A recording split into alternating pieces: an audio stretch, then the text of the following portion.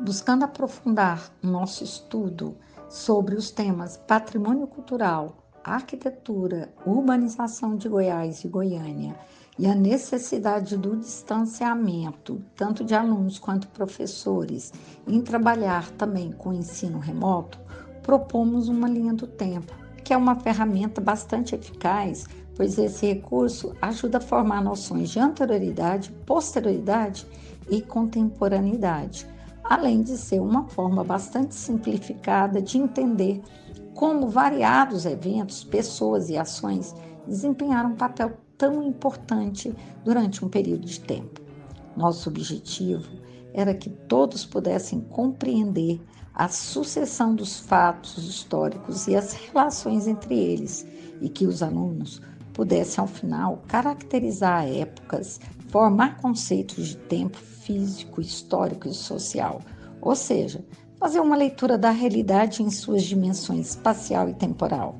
A linha do tempo, então, foi usada como uma ferramenta de apoio do ensino-aprendizagem e não como fim em si mesma, mas para destacar mudanças, permanências, semelhanças e diferenças entre as várias arquiteturas coloniais, tanto portuguesa, brasileira e goiana, construídas seguindo as finalidades militares, administrativas e religiosas de cada época. O surgimento e o desenvolvimento da arte decor, eles seguiram um discurso de progresso e modernidade, atendendo assim a um cenário político, social do Brasil e de Goiás, em busca de uma própria identidade. E assim, damos início ao nosso trabalho. Segundo a história oral, o bandeirante Bartolomeu Bueno da Silva, para obrigar os indígenas a dizer onde encontrava o ouro, ateou fogo em uma bacia cheia de aguardente, que os índios tomaram por água, e ameaçou incendiar os rios, se não fosse indicado o caminho das minas. Os índios, aterrorizados, passaram a chamar pelo apelido de Anguera, o Diabo Velho, e lhe mostraram os locais auríferos. Isso aconteceu no início do século XVIII, quando foram descobertos os primeiros sinais do precioso metal em território goiano. O filho do bandeirante, também chamado Bartolomeu Bueno, juntamente com seu grupo, o Bandeira, retorna outras vezes ao local e, em 1726, funda o Arraial de Santana, às margens do Rio Vermelho. Começa assim a ocupação daquele território, com habitações toscas e precárias, crescendo ali um pequeno agrupamento urbano, impulsionado pela retirada do ouro. A partir da década seguinte, passaram a circular cópia das ordens urbanísticas para organizar a vila de Goiás. Essas ordens mandavam que as casas fossem alinhadas de frente para a rua e que as ruas fossem retas.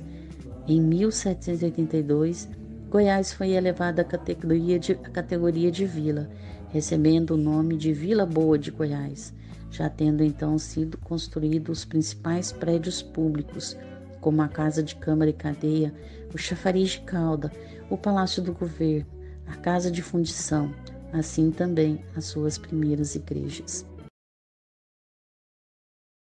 Goiás é uma cidade bem antiga, ela está com 281 anos. Ela nasceu na época que estava envolvendo muito na mineração, né, no Brasil. Ela atendia muitos requisitos de ter muitos minérios, principalmente no metal e no ouro. É uma cidadezinha bem antiga, ela não passou por uma evolução tão grande como, por exemplo, Goiânia. Ela ainda ficou lá, né? Ela tem as casinhas coladinhas, até o asfalto lá você vê que é diferente. E ela tem várias elevações por causa das minas que tinham lá. É uma cidade maravilhosa, recomendo a todos que conheçam. E ela começou a existir pela situação que estava tendo aqui no Brasil, né? Da mineração, da procura de metais preciosos. E ela se saiu bem, porque ela tinha muito ouro. Dos governadores da província em 1748. O prédio conta a história dos governantes de Goiás. Foi constituído em 1751 pelo primeiro governador privativo de Goiás, Dom Marcos de Noronha, conhecido como Conde dos Arcos. O palácio, no entanto, foi inaugurado pelo sucessor do governador, Conde de São Miguel. A partir daí, sofreu várias reformas, restaurações, remodelações e ampliações, mas conservou suas características originais e importância histórica. Hoje funciona como centro de atividades culturais. Possui mais de 30 cômodos, 3 pátios com jardins, o maior deles em estilo português, além da riqueza do acervo de mobiliário e peças antigas.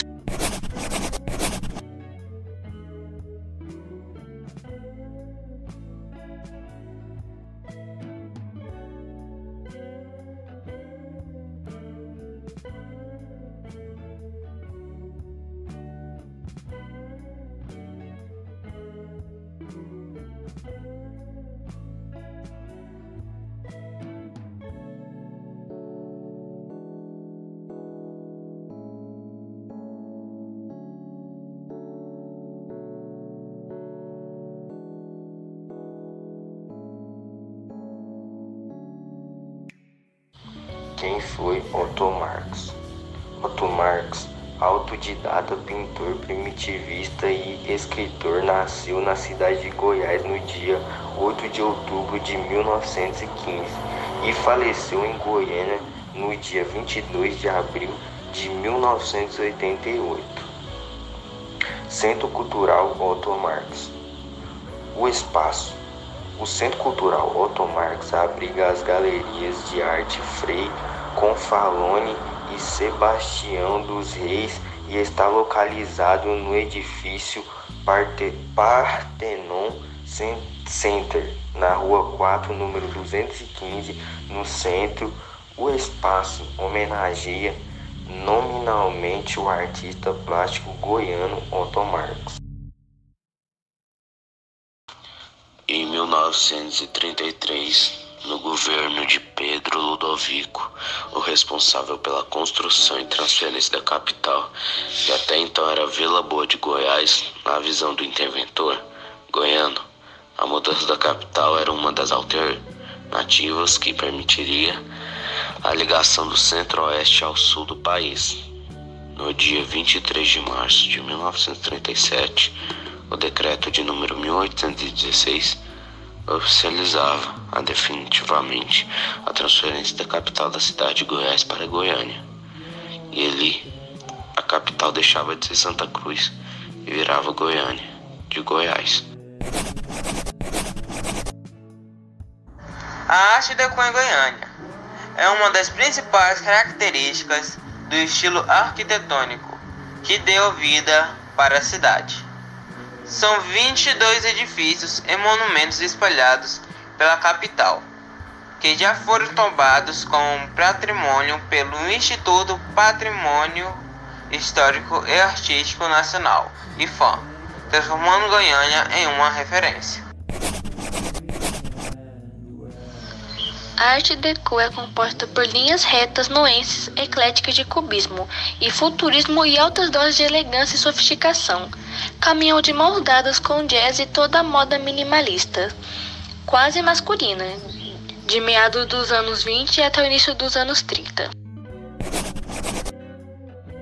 É um bioma brasileiro, caracterizado especialmente pelo bioma savana, mas também por floresta estacional e campo. Suas características são vegetação rasteira e baixa, clima com época de chuva e de seca, solo com cor avermelhado e pobre em nutrientes e é banhado por 3 bacias hidrográficas. As árvores do cerrado ficam afastadas uma das outras na maior parte das vezes e costumam ter os galhos mais secos, duros e retorcidos. A flora do cerrado é bastante diversificada, apresentando plantas com as mais variadas particularidades. Vou falar sobre Goiânia atual. Goiânia é a segunda cidade mais populosa do Centro-Oeste. Ela também sendo superada apenas por Brasília. No entretanto, durante a década de 2000, Goiânia se destacou-se muito entre as capitais verdes. Por habitantes, o Brasil só é ultrapassada apenas por Edmonton, no Canadá. E Goiânia também, ela se destaca muito nas indústrias, medicina e agricultura, entre outros.